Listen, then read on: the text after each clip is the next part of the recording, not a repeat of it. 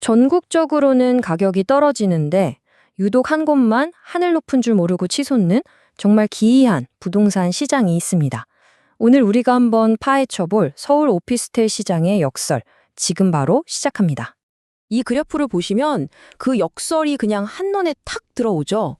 전국 오피스텔 기준 시가는 평균적으로 0.63% 하락했는데 서울은 오히려 1.1%나 올랐어요. 와, 이건 뭐 완전히 정반대로 가고 있는 거잖아요? 도대체 서울에서 무슨 일이 벌어지고 있는 걸까요?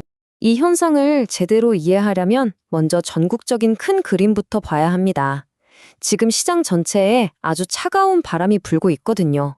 실제로 데이터를 좀 보면요. 전남은 5.7%, 대구는 3.62%, 이렇게 대부분 지역에서 가격이 뚝뚝 떨어졌습니다. 아무래도 높은 금리랑 경기 침체 영향으로 투자 심리가 확 위축된 결과겠죠. 이게 바로 지금 부동산 시장의 기본 현실이라고 할 수 있습니다. 자, 그렇다면 다시 처음의 질문으로 돌아가 보죠.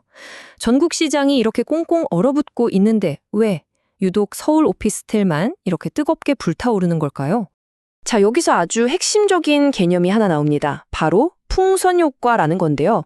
우리 왜 풍선 한쪽을 손으로 꾹 누르면 다른 쪽이 불룩 튀어나오잖아요. 그거랑 똑같아요. 특정 시장을 규제하면 수요가 규제가 덜한 다른 시장으로 확 몰리는 현상을 말하는 거죠. 바로 이 풍선 효과가 서울 부동산 시장을 말 그대로 뒤흔들었습니다.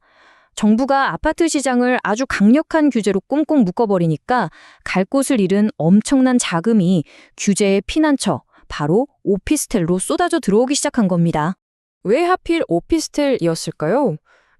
법적으로 오피스텔은 주택이 아니거든요. 비주택으로 분류되기 때문에 아파트에 적용되는 여러 규제들을 피해갈 수 있었던 거죠. 특히 담보인정 비율, 우리가 흔히 LTV라고 부르는 게 70%로 높게 유지되면서 대출 규제에서도 상대적으로 자유로웠습니다. 바로 이 점이 구매자들한테는 엄청나게 매력적인 대안으로 보였던 거예요. 이런 흐름 속에서 아주 새로운 형태의 주거 공간이 주목받기 시작합니다. 그게 바로 아파텔인데요. 이름에서 딱 느낌이 오시죠? 아파트랑 오피스텔을 합친 말인데 사실상 아파트처럼 쓸 수 있는 그런 대형 오피스텔을 말합니다.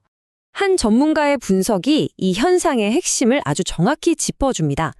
박원갑 KB부동산 수석전문위원에 따르면 이른바 아파트 키즈, 그러니까 아파트 생활에 익숙한 젊은 세대들은요, 오피스텔을 그냥 투자처로 보는 게 아니라 미니 아파트로 생각한다는 거예요.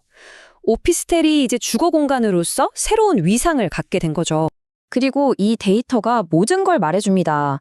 서울의 전용 85제곱미터를 넘는 대형 오피스텔, 그러니까 아파텔의 가격은요, 1년 동안 무려 8.18%나 급등했습니다. 와, 이건 중대형 오피스텔 상승률의 3배가 넘는 수치예요. 수요가 정확히 어디로 몰리고 있는지 보여주는 명확한 증거라고 할 수 있죠.